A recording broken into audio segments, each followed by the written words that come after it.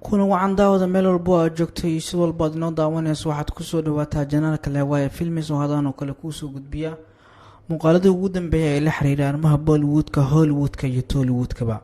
hadda warbixintana maanta way ka duwantaha warbixinada kale. waxaan kusoo qaadanaynaa qaraxii dhowaan ka dhacay dalka Lebanon iyo dhibaatooyinkii uu halkaasi ka geystay, iyadoo xusud mudan tahay in dad badani ay ku dhinteen. saasay tahay muuqaalkan maanta waxaan ku eegaynaa fanaaniinta reer Lebanon ee qaraxaas uu dhibaatooyinka ka soo gaaray.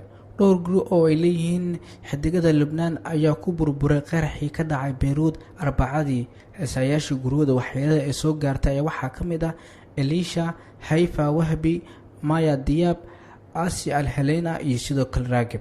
nasiib wanaag gurigooda ma joogin markuu qaraxii weynaha uu ka dhacay dekada weyn. qaraxii weynaha ayaa gelgelay caasimada, halkaas oo ay ku dhinteen in ka badan 137 qof, halka ay ku dhaawacmeen in ka badan 5,000 oo qofood oo ay mas-uuliyiin filayeen in ay dhici karaan qaraxan oo kale.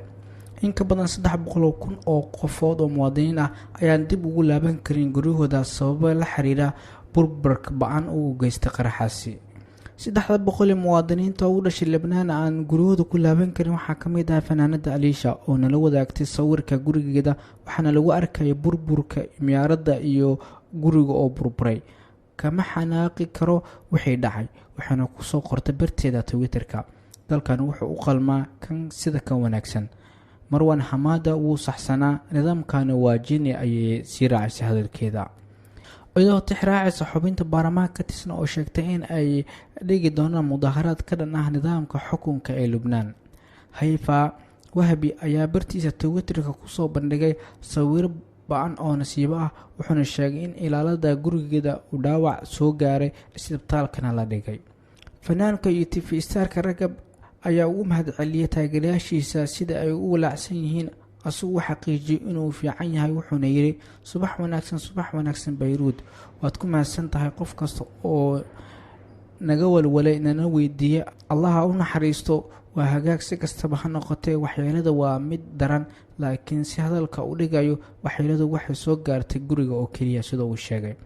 fanaanka Asi Al-Helani ayaa bartiisa Twitterka kusoo qoray inuusan weligiis arag shil weyn kan ka hor, asagoo nala wadaaga fiidiyowga qaraxa. wuxuuna yidhi dhammaan macnaha ereyga wixii dhacay iyo wixii aan ku arkay indhahayga, waxaan dareemay sidii duufaan oo kale. wax kastoo dhacay maanta waxay ahaayeen sabab la-aan iyo mas-uuliyad daro. ilaahay ha u naxariisto shahaadada iyo soo kabashana dhaqsaan ha helan ayuu sheekuu dhaawac uu soo gaaray. heesaaga Maya Diab ayaa barteeda Twitterka qoraal careel kusoo qortay kadib qaraxa.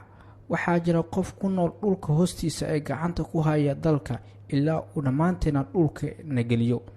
gobolka hadlaya eega iyo xayawaanka, waxaan shaki ka qabaa in uu yeeri karin dowlad ayay tiri. aktarada caanka iyo boqorada quruxda badan ee Nadina Nasiib ayaa qaliin qaatay 6 saacadood lagu sameeyay kadib markii ay ku dhaawacantay qaraxii weynaa darteed. xiddigtu waxay nala wadaagtay muuqaal fiideo ah gurigooda burburay, iyadoo daaqada jajaban iyo dhiig darbiga ku daatay ayaa muuqaalka laga dheehan karay. waxaana muujisay sida ay ugu mahadsan tahay ilaahay badbaadinteeda, ayaa qoraalkeeda kusoo qortay. waxaana ilaahay ugu mahadcelinaya inuu isiiyey fursad labaad ayay tiri xidigtaasi. qaraxaani ka dhacay Beirut ayaa caalamka siyaabo kala duwan lagu hadlay, iyadoo cid walbana ay ka naxday qaabka qaraxaas u dhacay maadaama uu ahaa qarax weynaha kana dhacay dekada weyn ee dalkaasi. waad ku mahadsantahay daawada. haddii warbixinta aad ka heshana la wadaaga asxaabtaada.